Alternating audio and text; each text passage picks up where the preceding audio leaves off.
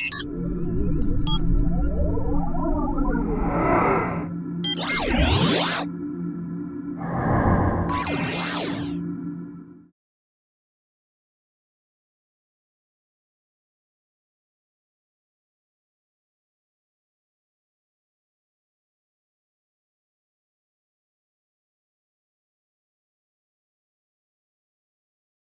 Students, last session में हम लोगों ने जब जा रहे थे तो आपसे कहा था कि नेक्स्ट सेक्शन में हम लोग ये चीज़ें देखेंगे, रिटायरमेंट बेनिफिट। यानी कि मैंने इस पर टिक लगाया था क्योंकि हम लोगों ने अब तक जो सेक्शन देखे हैं दैट इज सेक्शन 14। जरा एक बार रिकैप कर लेते हैं, hardly it will take 2 to 3 minutes। Section 14, there are 5 heads of income: salary, house property, PGBP, capital gain, and other sources. Section 14A, if any income is exempt, then the related expenditures are disallowed. Section 15, charging section of salary, due basis or receipt basis, whichever is earlier area of salary but subject to section 99(1). Section 16 में 3 deductions बताई थी। 16(1)A standard deduction 50,000 और actual amount of salary whichever is lower. Section 16(2) entertainment allowances available only to a government employee, actual amount 5,000, 1/5 of basic salary, and last one was professional tax or employment tax. If any amount is paid by the employee on this account will be deductible at all under section 16(3). उसके बाद मैंने आपको बताया था section 17 में 3 definitions बताई थी। Definition of salary, section 17(1) में salary means basic salary, wages, annuity, pension, gratuity, provident fund, leave encashment, arrear of salary, advance salary, arrear of salary, advance salary, profit in lieu of salary, bonus, commission, perquisites, allowances, section 80C(C)(D), ये सारी चीज advance salary था। ये सारी चीजें मैंने discuss की थी। सेक्शन 17(2) में बताया गया था perquisite की डेफिनेशन विद अमेंडमेंट। देखिए पहुंच गए लास्ट पॉइंट पर। क्या था इसमें? The value of any benefit, the value of any benefit of perquisites which is provided by the employer to the employee. चलिए अब इस चीज को डिटेल में देखते हैं। पहला पॉइंट मैंने परक्विजिट में बताया था सेक्शन 17(2) में, सेक्शन 17 सब सेक्शन 2 में rent free accommodation, concessional rent accommodation, the value of any liability of the employee is made by the employer, the value of any other benefit और amenity provided by the employer to the employee either at free of cost और at concessional rate only in the case of specified employee. अच्छा, उसके बाद मैंने बताया था कि employee stock option plan, yes उसी में ही बताया था। इसके बाद मैंने कहा था ये एक मेजर अमेंडमेंट आया है आपका कि अगर एक एम्प्लॉयर अपने एम्प्लॉय के अकाउंट में 7,50,000 से अधिक का कंट्रीब्यूशन इन 3 अकाउंट्स को मिला करके करता है। नंबर 1 मैंने बताया था superannuation fund section 80C(C)(D and superannuation fund recognise provident fund, ये 3 चीजें मैंने बताई थी। ये अमेंडमेंट था। उसके बाद एक फिर अमेंडमेंट आया था कि भाई इन तीनों अकाउंट्स में जो एक्रीशन होता है इंटरेस्ट, डिविडेंड और किसी और अमाउंट का, only on the portion of the employer's contribution, then it shall also be added in the, yeah, must be included in the definition of the perquisite. And the last one was any other fringe benefits, yes or no? Yes sir. अच्छा एक रह गया था, any sum paid to get an assurance of life of the employee. चलिए section 17(3) की बात करते हैं, profit in lieu of salary. इसमें भी 3 पॉइंट बताए थे। नंबर 1 बताया था any sum paid to any person by any person before the joining of the employment और after cessation of the employment, yes और नो, याद आ गया होगा।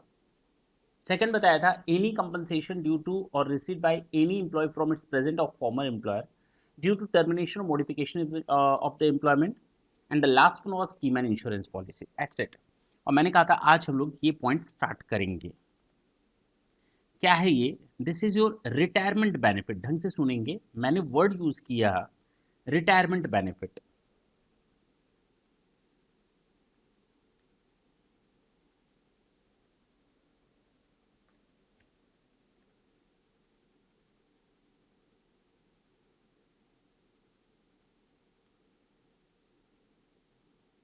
रिटायरमेंट बेनिफिट्स, ये रिटायरमेंट बेनिफिट्स क्या होते हैं? जब एक एम्प्लॉय रिटायर होता है ना, बट ऑब्वियस है कि आज उसकी एज है 25 ईयर्स एंड 60 ईयर्स में वो रिटायर होगा।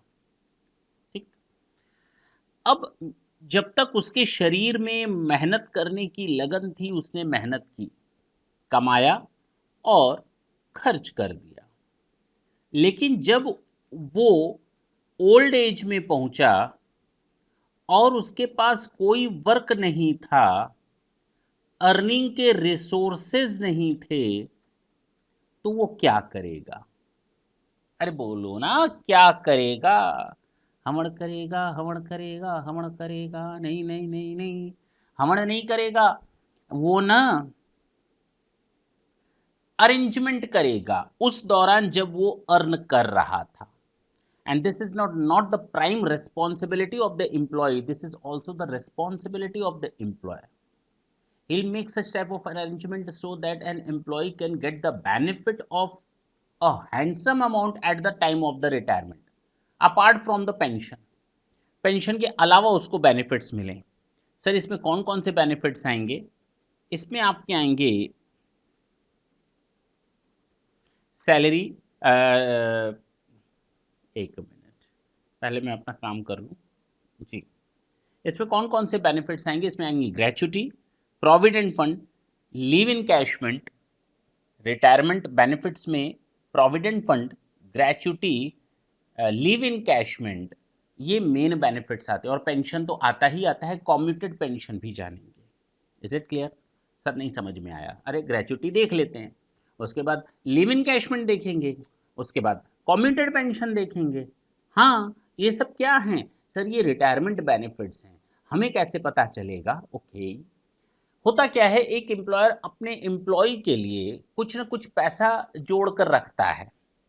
ऐसा नहीं है कि आपकी सैलरी अगर 25,000 है and you are working as an employee, then I'll pay to you 100% of your amount of salary. Not at all. I'll deduct some of them. I'll deduct some amount and deposit it for your future benefit. Is it clear? हम आपको सारा पैसा अभी नहीं देने जा रहे, हम आपको सारा पैसा नहीं देने जा रहे, हम आपके पैसे से कुछ पैसा निकाल लेंगे जो आपको मैं पेमेंट करूंगा, और उस अमाउंट को आपके बेनिफिट्स के लिए फ्यूचर बेनिफिट्स में ट्रांसफर कर दूंगा, आपके फ्यूचर बेनिफिट्स के लिए आपके दूसरे अकाउंट में ट्रांसफर कर दूंगा। And these accounts are known in different page. Gratuity बोलो, सुपर एनुएशन फंड बोलो, लिव इन कैशमेंट बोलो, कम्यूटेड पेंशन, देखा जाएगा। कम्यूटेड पेंशन बेसिकली ये रिटायरमेंट बेनिफिट नहीं है, but yes after the retirement a employee can get the benefit if he is getting the amount of pension. तो commuted pension क्या होता है? This will be dealed later on in a separate way. इसके बाद ही आ जाएगा, देखिए ना, commuted pension. हम लोग ग्रेच्युटी जैसे ही खत्म करेंगे उसके बाद कम्यूटेड पेंशन का ही नाम आएगा, तो देखा जाएगा उस समय। तो ग्रेच्युटी हो गया, लिव इन कैशमेंट हो गया, कम्यूटेड पेंशन हो गया, और पेंशन के साथ ही होता है समझ लो ये सारे अमाउंट है। सुपर एनुएशन फंड हो गया जो आपको मिलते हैं। अच्छा, इसका मतलब वो एम्प्लॉय अब बोझ नहीं है सोसाइटी पर, उसके पास एक अच्छा खासा अमाउंट है अपने रिटायरमेंट एज में बेनिफिट लेने के लिए। सर ये ग्रेच्युटी क्या होता है? मैंने अभी आपको बताया ना, these are the retirement benefits. Gratuity जो बताया गया है इसको कहा गया है this is the retirement benefit. ढंग से सुनेंगे। और अगर आपका ये ग्रेच्युटी कंप्लीट हो गया, मैं फिर बोल रहा हूं, अगर आपका ये ग्रेच्युटी ढंग से कवर हो जाए तो इसको समझने में जितनी एफर्ट्स लगेंगी, इसके बाद ये बाकी चीजें समझने में एफर्ट्स नहीं लगेंगी, ना commuted pension, live in कैशमेंट, retrenchment compensation, ना वीआरएस, कहीं कोई ज्यादा मेहनत नहीं लगने वाली, क्योंकि आपको लगेगा कि हाँ near about these are more और less similar to each other. तो जो मेहनत लग रही है हम लोग को, we are just given a more priority to the gratuity.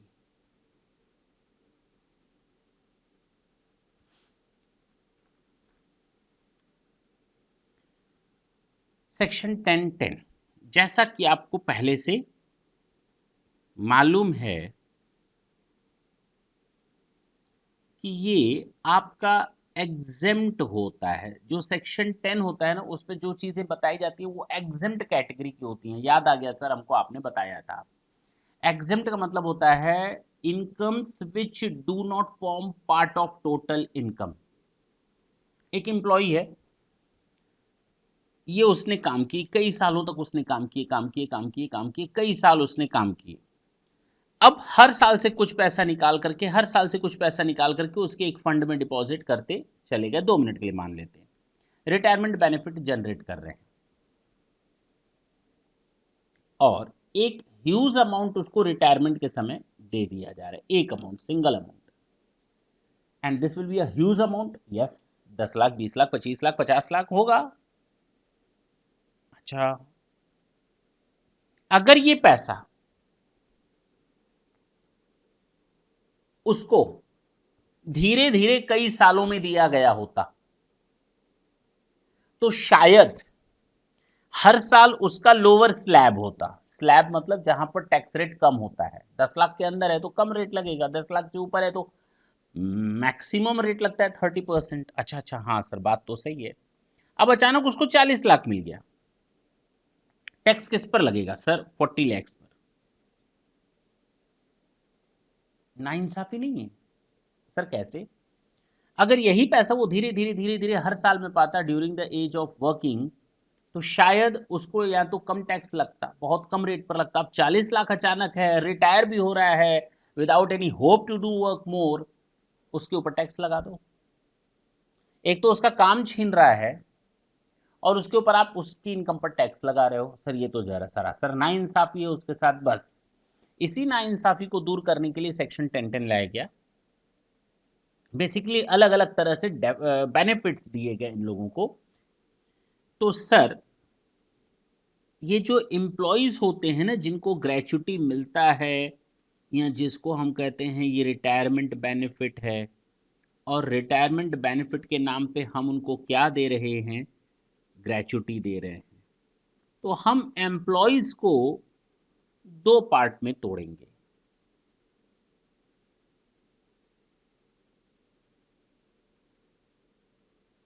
पहला होगा, the first one is government employee and the second one is non government employ.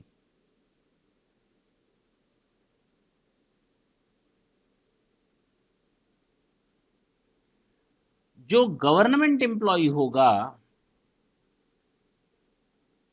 उसका जो टैक्सेबिलिटी होगा ग्रेचुटी का, वो 100% एग्जेम्प्ट होगा। अरे अरे अरे अरे, गवर्नमेंट एम्प्लॉय का सर जो भी रिटायरमेंट में आपको एम्प्लॉय को मिलेगा ग्रेचुटी का अमाउंट 100% पूरा का पूरा माफ। हाँ,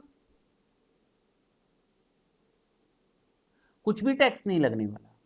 और जहां तक बात है नॉन गवर्नमेंट एम्प्लॉय, अगेन इनको हमने दो पार्ट में तोड़ा। कितने पार्ट में तोड़ा भाई? दो पार्ट में तोड़ा है ना।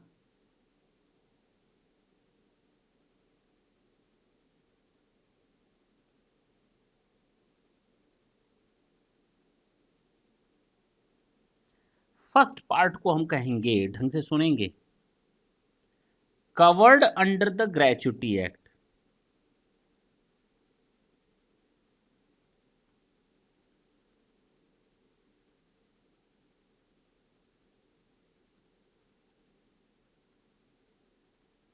नाइनटीन 72, यानी employees who covered under the Gratuity Act 1972. We are just going to bifurcate the types of employees who are non-government. So, not covered under the Gratuity Act.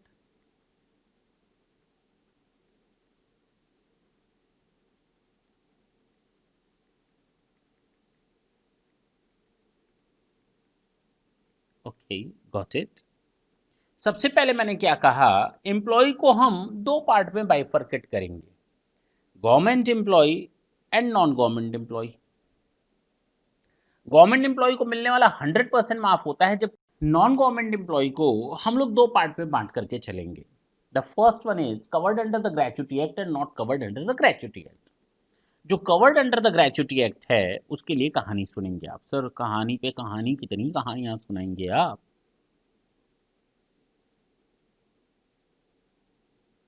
Least of the following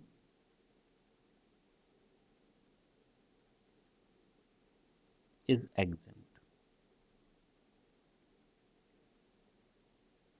Not covered under the Gratuity Act, least of the following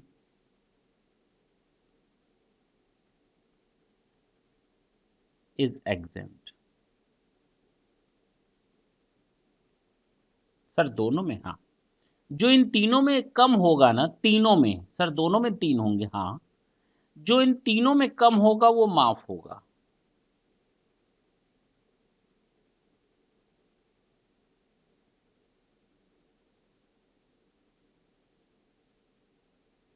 point number 1,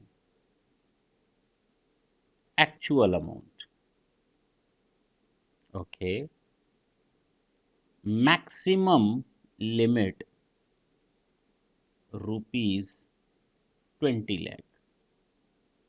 okay, this is the maximum limit which is prescribed by the government. हाँ, government ने limit prescribe कर दी है, कितनी? 20 lakh. Okay sir, तीसरा, थोड़ा patience रखें, patience ना रखें, पेशेंस रखें। First one, actual amount. Second one, maximum limit ₹20 lakh. Great. दोनों में कोई फर्क है? नहीं सर, आपने तो दोनों में सेम सेम अमाउंट बताए हैं, चाहे ये वाला केस हो चाहे ये वाला केस हो। प्रॉब्लम कितने है मालूम है? किसमें सर? तीसरे में ही होगा, इसीलिए आप हमसे लुका छिपी का खेल खेल रहे हैं। दो तक कोई दिक्कत नहीं। मैंने कहा जब किसी एम्प्लॉय को ग्रेच्युटी मिलती है after retirement, then first of all employee must be bifurcated into two parts, इधर the employee will be government और non government. If it is a case of the government employ, 100% of the gratuity received shall be exempt, while in the case of the non government employee, now again we are needed to bifurcate the employees between these two different types. The first, with the employees which are covered under the Gratuity Act 1972, or the employees which are not covered under the Gratuity Act. If the employee is covered under the Gratuity Act, then again we are needed to check these three amounts. Least of the or lower of the amounts, lower of the following three things shall be exempt, and the rest shall be charged to tax. In the same way, in the case of the employees which are not covered under the Gratuity Act, again we are needed to check three things, three amounts, and the least of these three amounts shall be exempt one. अब समझ में आया? इन तीन में से जो सबसे कम होगा उसको माफ कर दिया जाएगा। थर्ड वन क्या है? Half month salary. क्या बोला मैंने? Half month salary. और हाफ मंथ का मतलब है ये, जब आप ग्रेच्युटी एक्ट पढ़ेंगे लॉ में, उस समय बताया जाएगा ये 4 दिन क्यों गायब हुए संडे के, ठीक है ना? Half month salary. यहां भी हम लोग लिखेंगे हाफ मंथ सैलरी। ओके, लेकिन यहां पर जो हाफ मंथ सैलरी का मतलब होगा 15/30, और यू कैन से 1/2। क्लियर है? 1/2 लिख दें तो ज्यादा बेटर है। कोई दिक्कत है सर? हो गया? नहीं, अभी नहीं, अभी तो शुरू हुआ है। On the basis of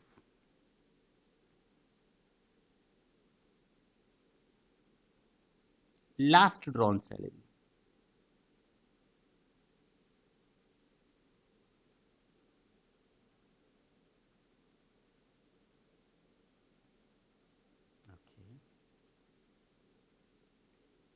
for each completed year of service,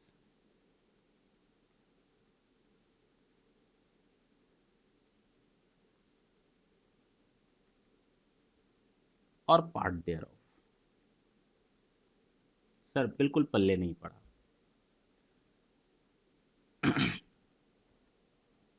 ये कौन सा अमाउंट आप कैलकुलेट कर रहे हैं? दिमाग में आप बैठे हैं। मैंने कहा पहली चीज समझनी है हम लोग को, एक बार ग्रेच्युटी समझ में आ गया, आगे की चीजें आराम से समझ में आएंगी। ये हमारा है ग्रेच्युटी, जो हमें रिटायरमेंट के समय मिल रहा है। अब जब रिटायरमेंट हो रहा है एम्प्लॉय का, तो एम्प्लॉयर ने हमको बैठाया, जो एम्प्लॉय, मैं एम्प्लॉयर हूँ, आप एम्प्लॉय हैं, मैंने आपको बैठाया, मैंने कहा बैठो, ग्रेच्युटी चाहिए, रिटायरमेंट हो रहा है तुम्हारा। आपने कहा हाँ सर रिटायरमेंट हो रहा है। चलो आज कैलकुलेट करते हैं ग्रेच्युटी का अमाउंट, कि हमें अपनी जेब से आपको निकाल करके कितना देना है। क्लियर? Done sir. कितना साल काम किया है आपने? सर हमने ना 30 साल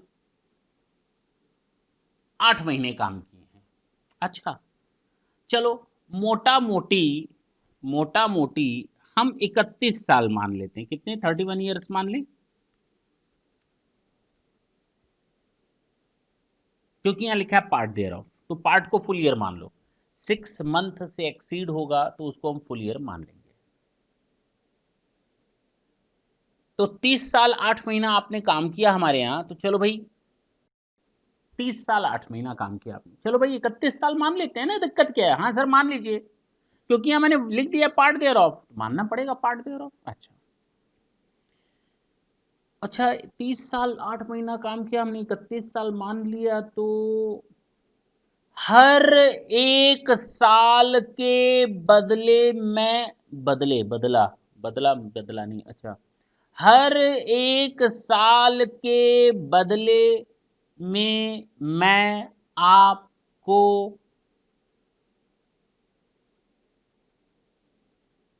हाफ मंथ की सैलरी दूंगा फोकट में एज अ ग्रेजुटी। समझ में नहीं आया? आपने जितने साल काम किए, कितने साल काम किए, 2 मिनट के लिए 30 साल मान लेते हैं, 1 2 3 4 5 6 7 8 9 10, ठीक। हर एक साल के बदले आपको 15 दिन की सैलरी, 15 दिन की सैलरी, 15 दिन की सैलरी, एक साल के बदले, एक साल के बदले 15 दिन की सैलरी मैं आपको देने जा रहा हूं फोकट में एज अ ग्रेचुटी। मैंने अभी अभी आपको बैठाया ना अपने सामने, हाँ सर। तो 1 महीना, 2 महीना, 3 महीना, 4 महीना, 5 महीना, यानी 10 साल में 5 महीने का, अगले 10 साल में 5 महीने का, और अगले 10 साल में 5 महीने का, टोटल मिलाकर कितने महीने के बराबर की सैलरी आपको मिलेगी? Okay, okay, got it. तो हर एक साल के बदले में मैं आपको 15 दिन की सैलरी फोकट में दूंगा। तो इसका मतलब ये हुआ कि इन दो फिगर्स से, कौन कौन सी दो फिगर्स से, ढंग से सुनेंगे, बहुत इंपॉर्टेंट है, रटना नहीं है। एक तो ये और एक तो ये, इन दो लाइनों से ये चीज समझ में आई कि हमारा ये 15 महीना कैलकुलेट हो गया। एक पूरा बता रहे कितने साल, 30 साल, एक बता रहा है कितने दिन का, एक साल में 15 दिन का, तो 10 साल, 30 साल में 15 महीने के बराबर, 2 मिनट के लिए मान लेते हैं, 15 महीने के बराबर की सैलरी हम आपको फोकट में देने जा रहे हैं। मैंने क्या कहा? ये लो 15 महीने की सैलरी एज अ ग्रेचुटी। मैंने क्या बोला? ये लो 15 महीने की सैलरी एज अ ग्रेचुटी। लेकिन ये सैलरी, सैलरी जो आई, जब मेरा पहला साल था उस समय मेरी तनख्वाह 10,000 थी। जब अगले आए यहाँ पर दूसरे 10 साल, तो उस समय मेरी सैलरी 20,000 थी, और लास्ट के 10 साल जो थे उस समय मेरी सैलरी 40,000 थी पर मंथ। सर कौन सी बेसिक लेंगे, कौन सी सैलरी बेस लेंगे, 10,000, 20,000 या 40,000? Okay, again this is the problem, because I am saying to you that please pick that amount of 15 months salary as a gratuity. तो ये किस बेसिस पर कैलकुलेट की जाएगी? वो जो अमाउंट होगा सैलरी, किस महीने का लेंगे, अभी वाला लेंगे या 30 साल पहले जब आए थे आप उस समय का लेंगे? नहीं सर, वही तो जानना है, और वो आपको बताता है ये। मैंने कहा आपको 15 महीना, तो किस बेसिस पर? ओ 15 महीना, ये जो अभी अभी आप रिटायर हो रहे थे, अभी अभी लास्ट मंथ आपको कितनी मिली थी सर सैलरी? 40,000। तो ले जाओ सीधे 6 लाख। तो ये अमाउंट डिसाइड करता है ये बीच वाला लाइन। होप सो कि आपको पूरी तरह समझ में आ गया कि इन 3 लाइनों का मतलब क्या है।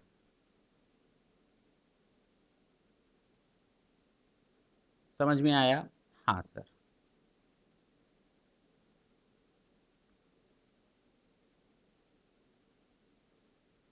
हटा इसलिए देते हैं ताकि फालतू की चीजें नहीं रहें,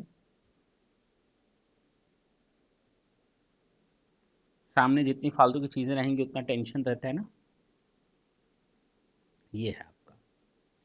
अब अगर हमसे कोई पूछे how to compute the amount of gratuity if the employee is covered under the gratuity act, then I will say that there are 3 amounts which are needed to be calculated, and least of these 3 amounts shall be exempt one. Exempt one means no need to make the payment of tax till that amount. The first one actual amount, second one 20 lakh, and the third one तीसर का half month salary on the basis of last drawn salary for each completed year of service or part thereof. Got it? Yes sir. अब समझ में आ गया, अब हमें कोई नहीं हरा सकता, अब हम इस टॉपिक पे महान बन गए। अच्छा, अभी जो मैंने एग्जांपल लिया मैं उसको नोट करता हूं। मैं कैसे लिखूंगा? 15 days salary on the basis of last drawn salary for each completed year of service or part thereof. This is the way. Half month salary means 15 divided by 26 days के salary बराबर, अभी अभी salary आप कितनी ले रहे थे, 40,000। तो अब अगर मैं बोलूं तो आपको एक साल में मिलेगा, एक साल में एक महीने की सैलरी आपकी थी 40,000, अब उसमें से जो ग्रेचुटी मिलेगा पूरे साल भर का मिलेगा 23,046। Now in a complete 1 year you will get the amount of gratuity rupees 23,076 and multiplied by 30 years. Now you will get 6,92,000 something. Is it clear? This is the way. ये आपका तरीका है। अच्छा सर, एक चीज तो समझ में आ गई, लेकिन सैलरी का मतलब क्या लेंगे आप सैलरी का मतलब क्या लेने जा रहे हैं सर? इस पे सैलरी का मतलब क्या आ गया? सैलरी मीन्स का क्या मतलब मुझे हमें समझ में नहीं आया। अरे सैलरी का मतलब बहुत कुछ होता है, सैलरी का मतलब बहुत कुछ होता है। मैंने आपको डेफिनेशन बताई थी ना सैलरी की, basic salary, wages, annuity, pension, gratuity, provident fund, लिविंग encashment, bonus, commission, perquisites, allowances, section 80C, CD, arrear of salary, advance salary, each and everything was there. Yes sir, बताया था आपने।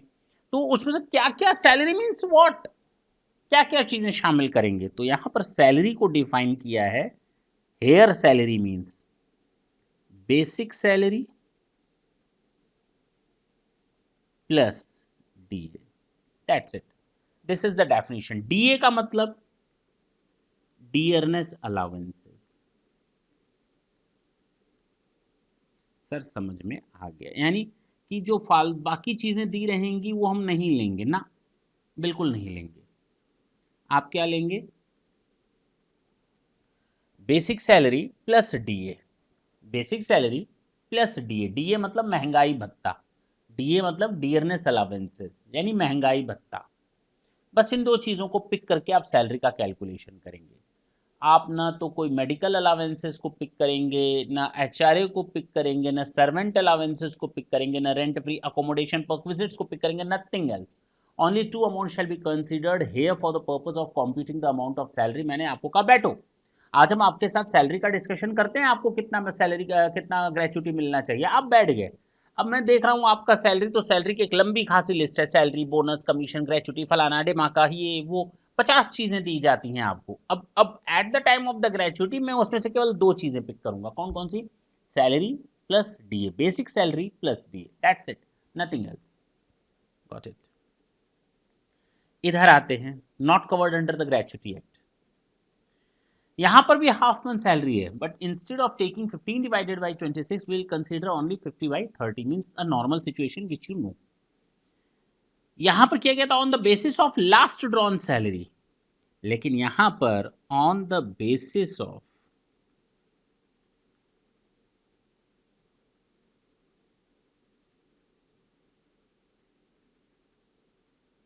Preceding 10 months average salary. Sir नहीं समझ में आया, हूं ना अभी, जिंदा हूं मैं। For each completed year of service. Sir ये मालूम है, नहीं मालूम आपको ये?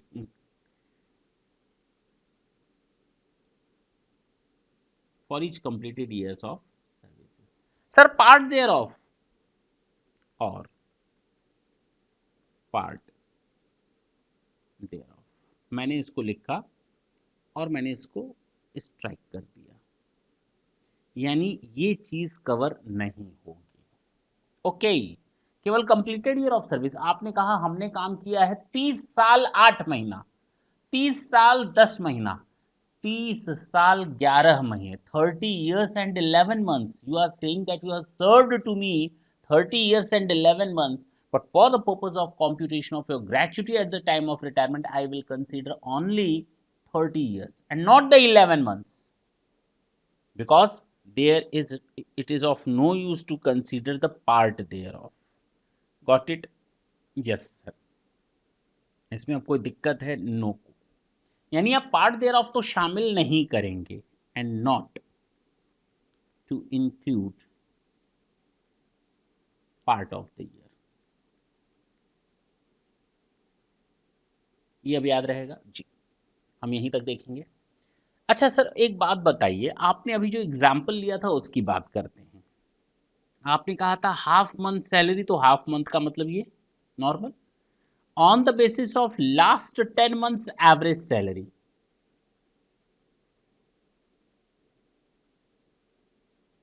For each completed year of service, 30 साल 8 महीने का मतलब 30 साल लेंगे, 30 साल 11 महीने का मतलब केवल 30 साल लेंगे, पार्ट को बिल्कुल हटा देंगे। ये क्या है, यहां जो आप ले रहे थे, यहां सीधे सीधे लास्ट ड्रॉन सैलरी ले रहे थे, वो एक महीने की जो सैलरी थी उसका 15 दिन का। यहां आप कितने महीने की सैलरी ले रहे हैं? आप कहेंगे सर 10 महीना, इतनी मार खाओगे, 10 महीने कहां ले रहे हैं भाई? 10 महीने का एवरेज एक महीना होता है, 5 महीने का एवरेज एक महीना होता है, 50 महीने का एवरेज एक महीना होता है। सर नहीं समझ में आया, चलो भाई, एक महीने की सैलरी 10,000, दूसरे महीने की 10,000, तीसरे महीने की 10,000, चौथे महीने की, पांचवें महीने की।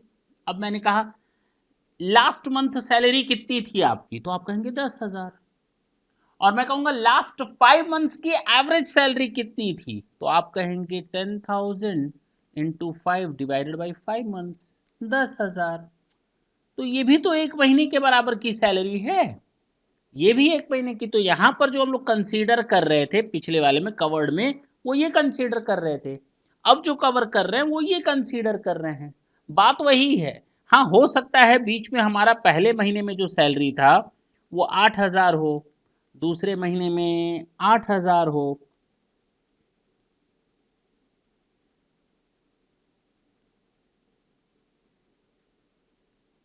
सकता है ये सैलरी हो, नहीं हो सकता?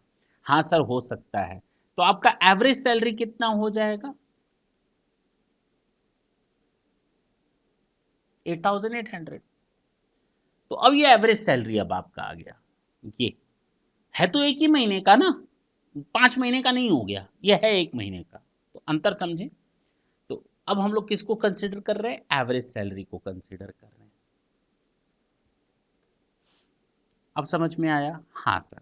तो सर एक प्रॉब्लम फिर आएगी, अब कौन सी प्रॉब्लम आएगी भाई? अब कोई प्रॉब्लम नहीं आएगी, आएगी सर, आपको नहीं पता चल रहा।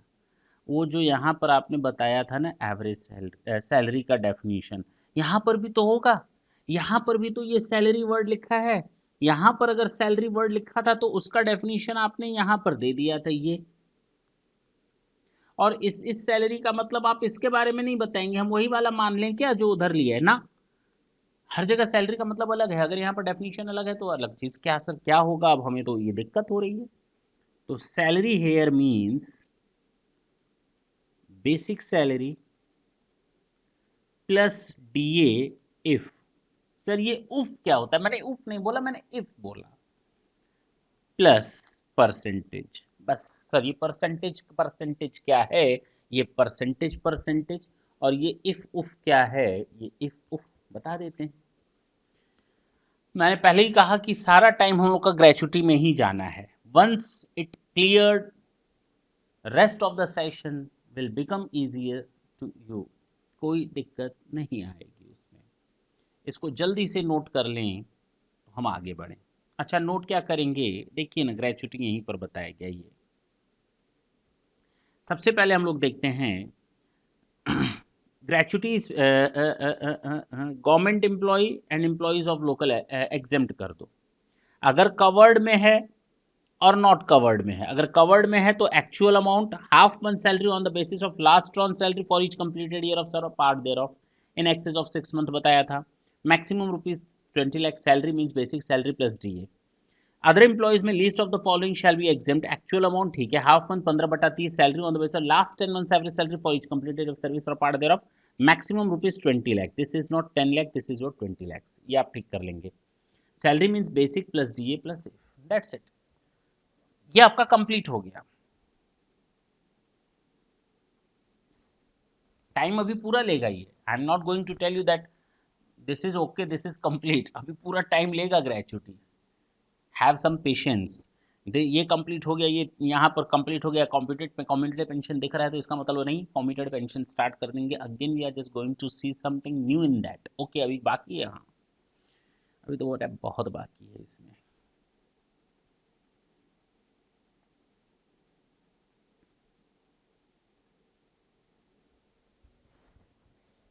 ये चार्ट इस तरह से ज़्यादा समझ में आया होगा। अब मैं आपके सामने गाना गाता हूँ फिर से ग्रेच्युटी का। ग्रेच्युटी में दो तरह से एम्प्लॉयज़ बाइफरकेट किए जाते हैं, government employ, non government employ. Government employ का बोलो मेरे संग, आप लोग, मैं फिर बोलता हूँ, जब भी मैं लिखने की कोशिश क्या करूँगा, लिखता हूँ तो आप साथ साथ लिखते हैं। तो भैया ये गड़बड़ सिचुएशन है, मेरे साथ साथ काम नहीं करेंगे आप। जब मैं स्टॉप कर देता हूँ तो उस समय आप लिखेंगे, और जितना समझाया जाए उतना आप समझें तो ज़्यादा बेटर होगा। हमारे लिखना लिखने पर, क्लास खत्म हो जाने के बाद आप जितना लिखो उसी पर ही मार्क्स मिलेगा, लेकिन एटलीस्ट समझ लो, पहले तो चीज़ें यहाँ पर डालो। कोरम पूरा करने अगर बैठे हो कि 1 घंटे की क्लास है, 1 घंटे सवा घंटे की क्लास है, ख़त्म करके निकल लो, हमारा काम पूरा हो गया भैया, तो ठीक है, जैसी आपकी इच्छा, तथास्तु। लेकिन ऐसा नहीं होना चाहिए। पढ़ाई का मतलब होता है कि अगर कोई चीज़ आपको समझाई जा रही है तो आप ढंग से हमारे हाव भाव, गेस्चर्स, पोस्चर्स, चीज़ों को समझने की कोशिश करें, उनको यहाँ सेट करने की कोशिश करें। जो मैं लिख रहा हूँ उसको देखने की कोशिश करें। साथ साथ लिखना मना है, डिटेल में स्टडी करने का फ़ायदा ये होता है।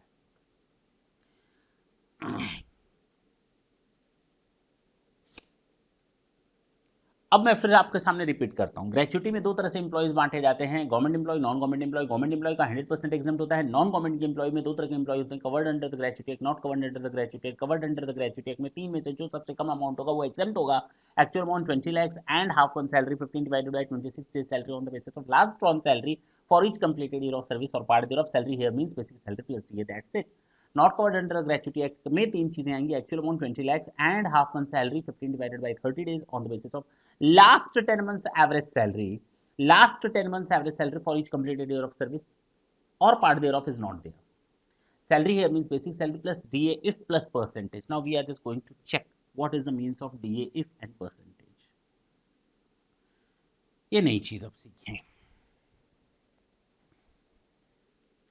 जो डियरनेस अलाउंसेस होता है ना,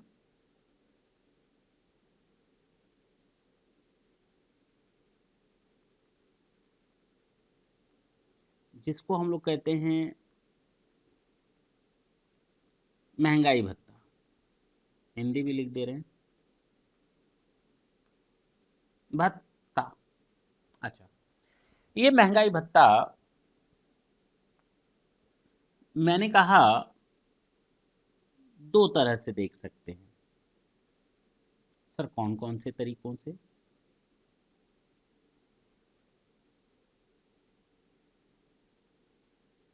इफ, जब मैं लिखूंगा इफ तो इसका क्या मतलब होगा? If provided under the terms of employment,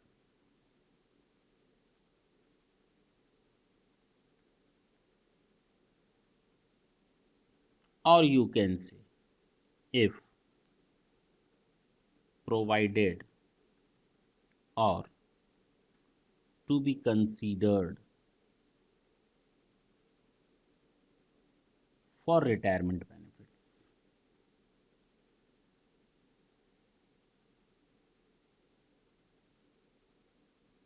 जब आप किसी एम्प्लॉयर के अगर नौकरी लेने जाते हैं और आपके साथ जब एग्रीमेंट होता है और आपको डीए दिया जाता है, तो उसमें साफ साफ लिखा रहता है कि we are giving DA to you according to the terms of the employment, according to the benefit of the employment, means after the retirement when your retirement benefits shall be calculated, will be calculated, now DA shall be considered over there at that time.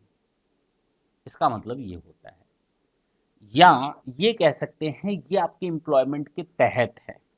अगर आपकी salary 10,000 है, मैंने कहा आपको हर महीने 2,000 का DA मिलेगा, मैंने आपको ये कहा। अब अगर 15,000 सैलरी हो जाए तो भी आपको 2,000 का डीए मिलेगा, यानी सैलरी के घटने बढ़ने पर डीए पर कोई फर्क नहीं पड़ा।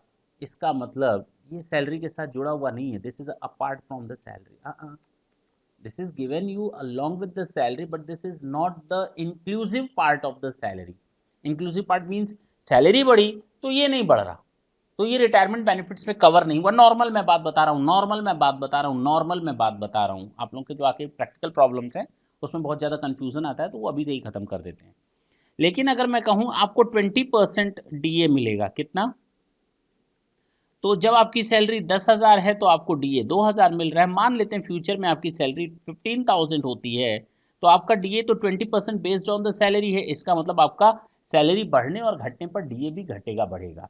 तो ये कहा जाता है रिटायरमेंट बेनिफिट्स में आपको शामिल किया गया। नॉर्मली एक नॉर्मल एजम्पशन में बता रहा हूँ। Otherwise if it is clearly given in your terms of the employment that whatever the DA will be given to you, that is according to the terms of the employment and shall be considered for the purpose of calculation of all of your retirement benefits. It means it is if otherwise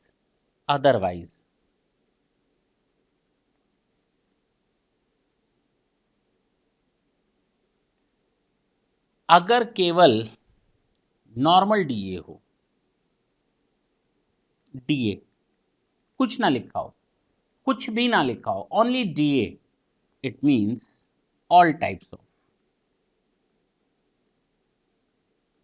तो जब हमने इस question में इधर देखो, जब हमने आपको समझाया था पहले में मैंने यही लिखा था केवल डीए, यानी ये एम्प्लॉयमेंट टर्म्स में कवर होता हो ना होता हो भैया शामिल कर लो।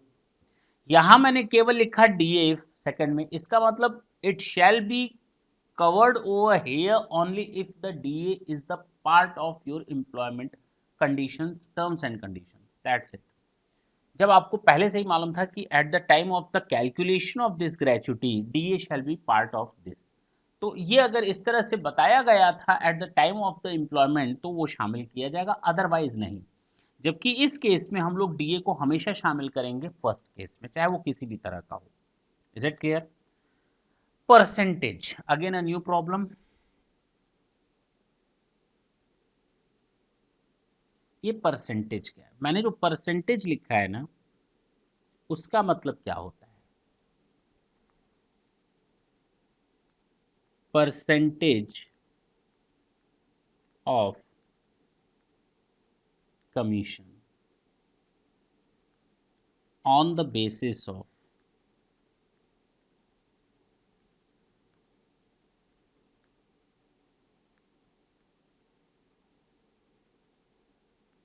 Turnover achieved by respective employ. Sir नहीं समझ में आया, ये मतलब है परसेंटेज का। तो instead of writing a huge sentence, मैंने केवल आपको समझाने के लिए यहाँ लिख दिया परसेंटेज। और जब मैं परसेंटेज आगे लिखूंगा तो इसका मतलब मैं इस परसेंटेज की बात कर रहा हूँ। Percentage means percentage of commission, percentage of commission on the basis of turnover achieved by whom? Employee.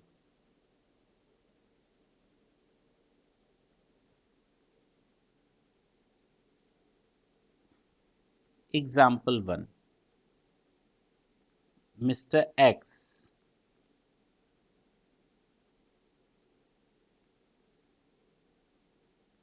an employee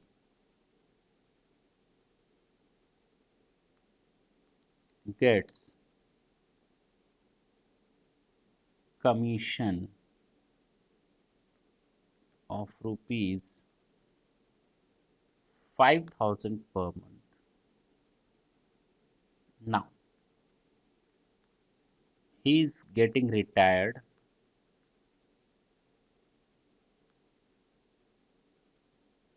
and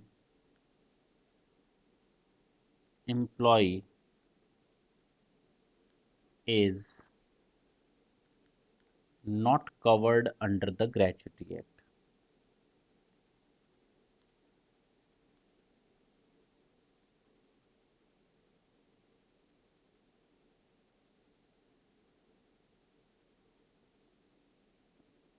comment.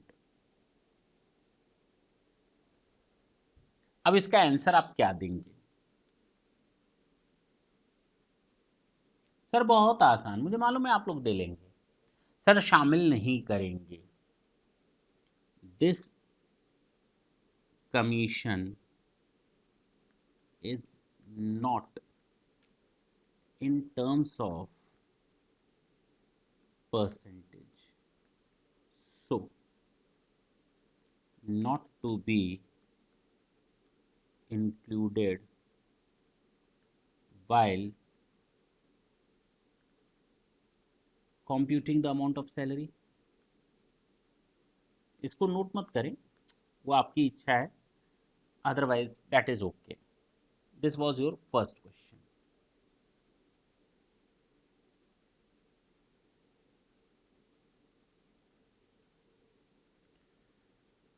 अब हम आते हैं example number 2.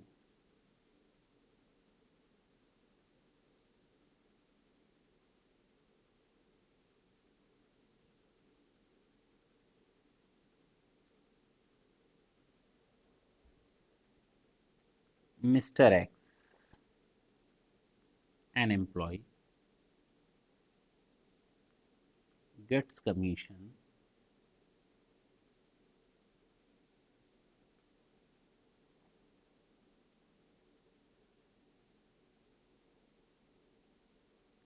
as at the rate of 10% on purchases made by him. Now, total amount of purchase was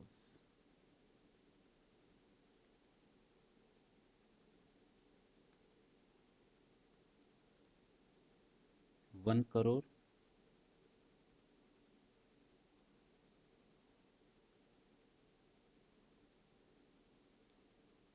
and purchases made by Mr. X only 80% of total purchases.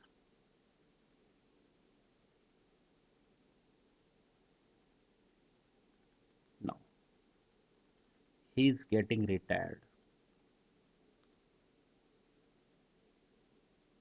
and not covered under the Gratuity Act.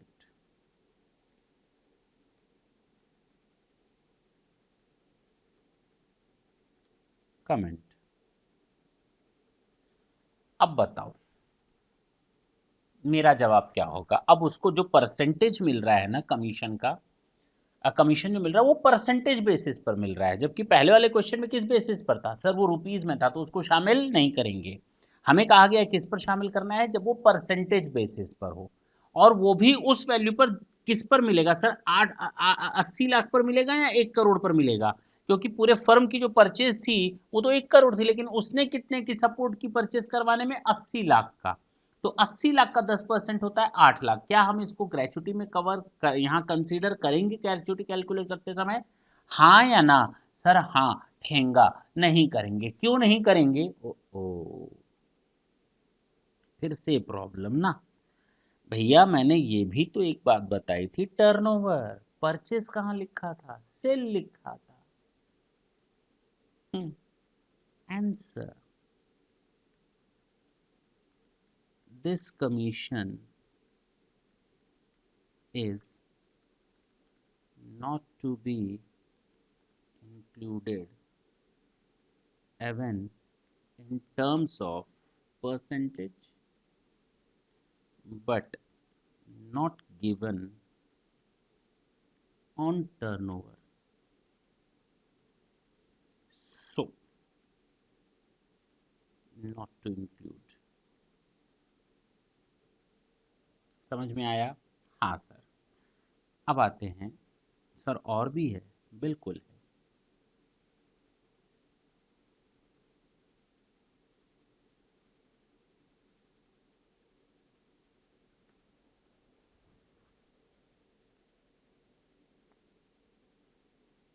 Mr. X, an employee, gets commission as at the rate of 10% on turnover made by him. Total amount of turnover was rupees 250 lakhs during the year.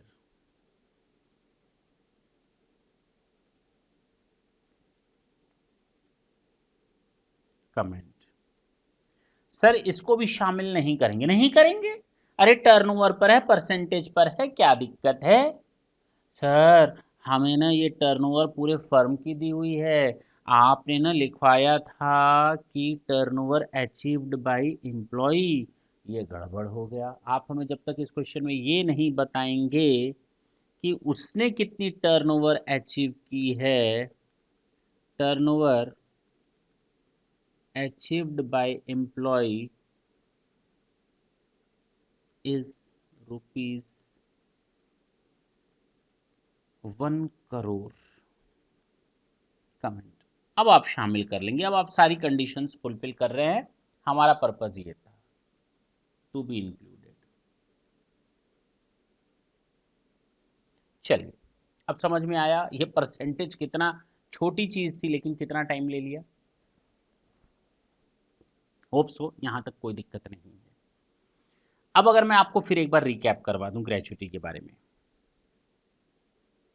Gratuity मैंने कहा, gratuity दो तरह से employees को, ये after retirement benefit है। Now the employees are to be bifurcated in to different part, government employ, non government employ. Government employ 100% exam, non government employ के case में covered under the gratuity act, not covered under the gratuity act। covered under the gratuity act में actual amount 20 lakhs and half month salary 15 divided by 26 days salary on the basis of last drawn salary for each completed year of service or part thereof। salary means basic salary plus DA। while in the case of not covered under gratuity act, least of the following is exempt: actual amount 20 lakhs and half month salary 15 divided by 30 days salary on the basis of last 10 months average salary for each completed year of service and not part thereof। salary means basic salary plus DA if plus percentage। now I hope each and everything is clear। आगे बढ़ें।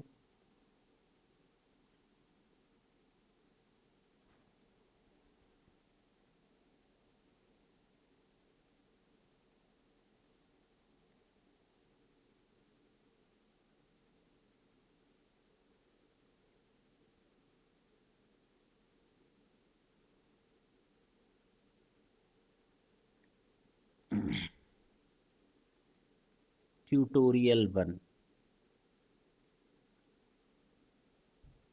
Sir ये क्या है, ढंग से सुने। This is after retirement benefit.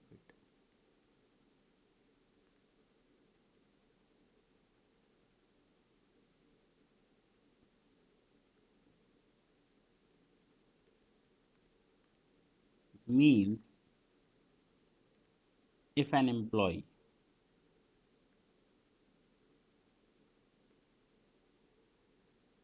is getting or receiving the amount of gratuity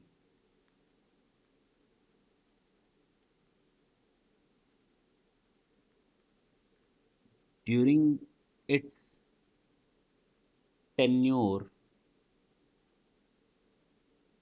or during its job, then 100% shall be charged to tax,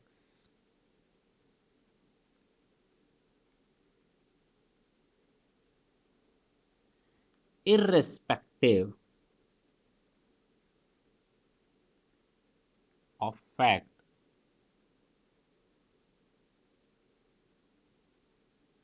whether employee is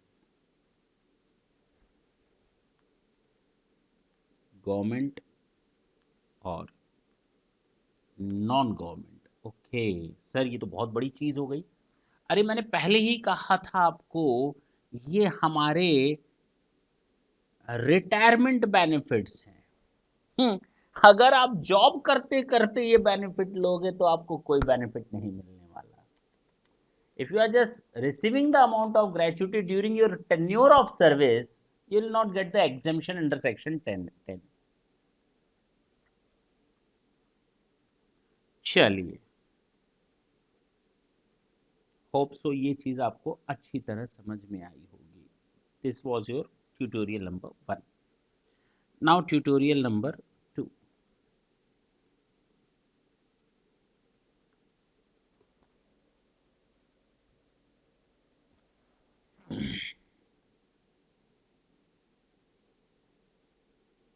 If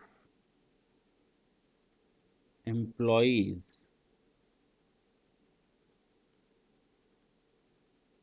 retiring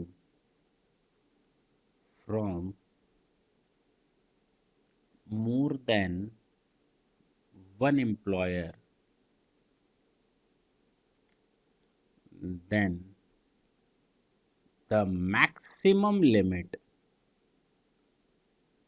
of gratuity, मान लो वो employ 2 लोगों के यहाँ काम करता था और दोनों लोगों के यहाँ से एक ही साथ रिटायर हो रहा है।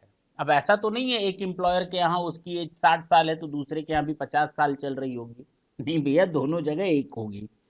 तो if employ is retiring from more than one employer then the maximum limit of gratuity, जो तो वहां पर मैक्सिमम लिमिट था ना 20-20 लाख का, देखो ना इधर, यहाँ भी हमारा 20 लाख का और यहाँ भी हमारा, तो अब एक के यहाँ 20 तो दो के यहाँ कितना sir 40 lakh. Then the maximum limit of gratuity shall be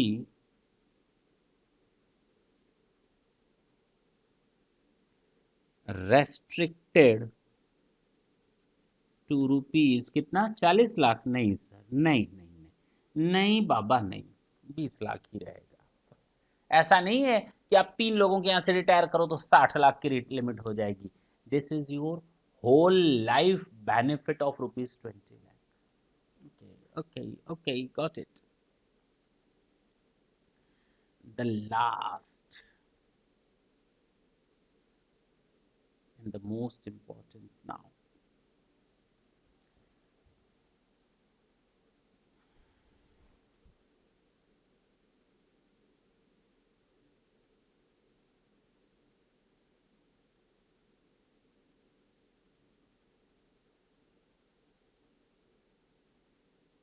If employee has already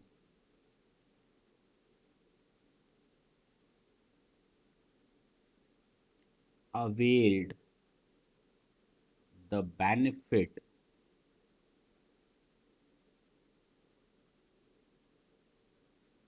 under section 10(10) from its former employer या previous employer and now he is retiring from present employer, then the maximum limit of rupees 20 lakh shall be reduced by that amount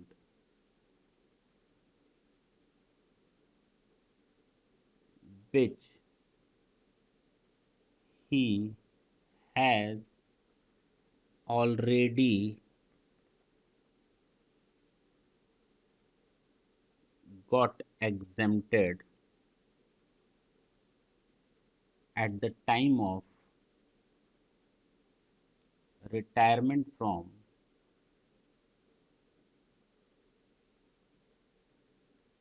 previous या former employer। Sir पल्ले नहीं पड़ा।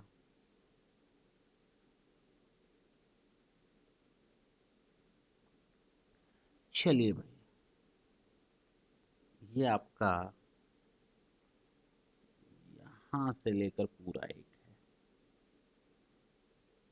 असल में जगह छोटी पड़ गई थी ना, ये पूरा एक।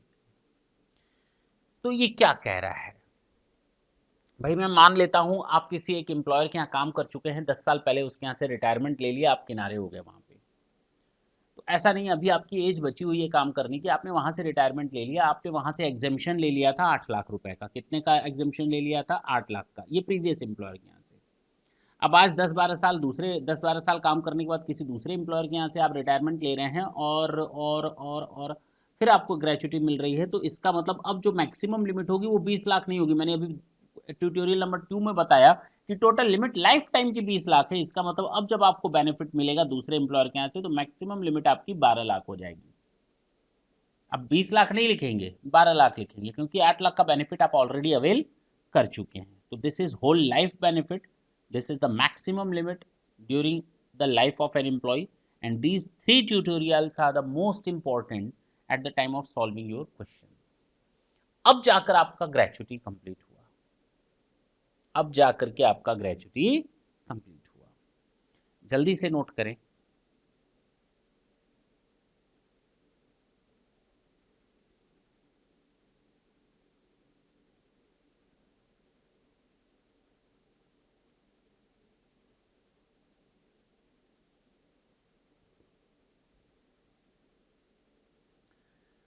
अब एक काम करते हैं, उम्मीद करते हैं यहां तक आपको पूरी चीजें समझ में आई होंगी। नेक्स्ट सेशन में हम ग्रेचुटी पर आपसे न्यूमेरिकल सॉल्व करवाएंगे। बेसिकली मैं ही करूंगा, आपसे क्या करवाएंगे, मैं ही सॉल्व करूंगा। और ये तभी पॉसिबल हो पाएगा जब आपने ग्रेचुटी ढंग से पढ़ रखी हो, और अब इससे ज़्यादा ढंग से तो कोई पढ़ भी नहीं सकता। आप आराम से इसको रिवाइज करिए, और नेक्स्ट सेशन में जब आप बैठेंगे then will start solve those questions, देखेंगे कैलकुलेशंस कैसे होते हैं, ठीक है ना। और ये नहीं केवल ग्रेचुटी आप रिवाइज करके बैठेंगे, I will try to solve all those question till gratuity, means 4 to 5 or 6 question will try to solve in totality, and it will take time because this is the first time you are just going to solve a perfect numerical for your examination purposes. In the very next session हम आपके साथ आएंगे फिर अच्छे अच्छे questions लेकर के, जितना बताया उतना रिवाइज करेंगे। तब तक के लिए tata and bye bye, thank you, thanks a lot.